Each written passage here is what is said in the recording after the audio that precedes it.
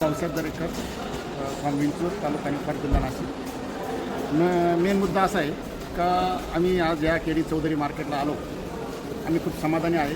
साधारण आमची सरासरी 135 रुपये पडली आहे आणि हाच मला आम्ही काल अदर मार्केटला नेला होता, का मी नाव नाही घेत, अदर मार्केट नेला होता।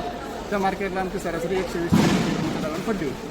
त्या तुलनेत निश्चितच इथं जे आपले मंगेश भाऊ आहे त्यांचं नियोजन खूपच चांगलं आहे आणि त्यांचे वैयक्तिक मी आभार पण मानतो, ते वैयक्तिक चांगलं लक्ष पण देतात, चांगलं गायडन्स करतात, चांगलं ते मला हे पण म्हणलं की आम्हाला तुम्ही पुण्याला न्यायला पाहिजे आणि पुण्याला नेलं असतं तर अजून 10-20 रुपये 5-10 रुपयाची सरासरी अजून वाढली असती।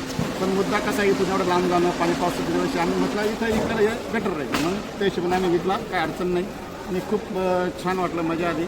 आणि एकंदरीत आमचा हा जो माल आहे आम्ही त्याला क्रॉप कवर वगैरे लावलेलं होतं, त्याच्यामुळं त्याची किपिंग क्वालिटी पण चांगली राहिली आणि भविष्यात कोणी शेतकरी जर जागेवर देणारे असतील त्यांनी जागेवर व्यवहार न करता एकदा केडी चौधरींच्या मार्केटला भेट द्यावी, त्यांचा थोडा अनुभव घ्यावा, इथं कसं येतं काय येतं। आता मी तर एक माल बघितला, खरडा माल होता आणि एवढा मोठा माल खरडा, तिथं जागेवरती तर 200, 300, 400 रुपये कॅरेट द्या म्हणते आम्हाला, तर इथं 92 रुपये गेले मी बघितलं।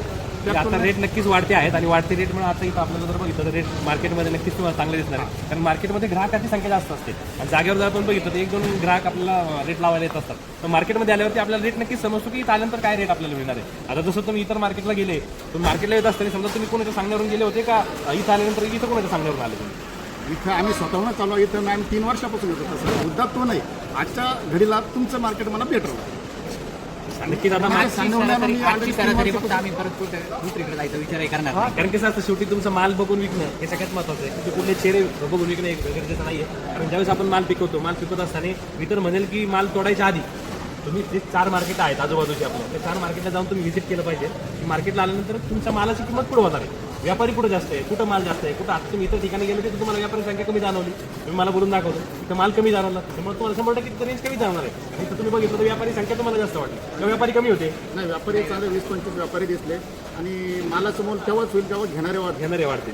मी शेतकरी बांधवांना सांगू इच्छितो की व्हिडिओच्या माध्यमातून जर जागेवर आपल्याला कोण कमी रेटने मागत असेल, माल सोन्यासारखा असेल, तर मालाची किंमत होण्यासाठी तुम्हाला आधी 4 मार्केट फिरावं लागते आणि मग त्याच्यानंतर जागेवर आपल्याला कोण मागत असेल तर आपण जर दिलं त्यावेळेस तर मग नक्कीच आपल्याला जागेपेक्षा मार्केटपेक्षा जागेवर रेट मिळतोय का मार्केटला मिळतोय हे बघूनच आपण माल दिला पाहिजे। एवढंच या निमित्ताने मी सांगू इच्छितो। धन्यवाद।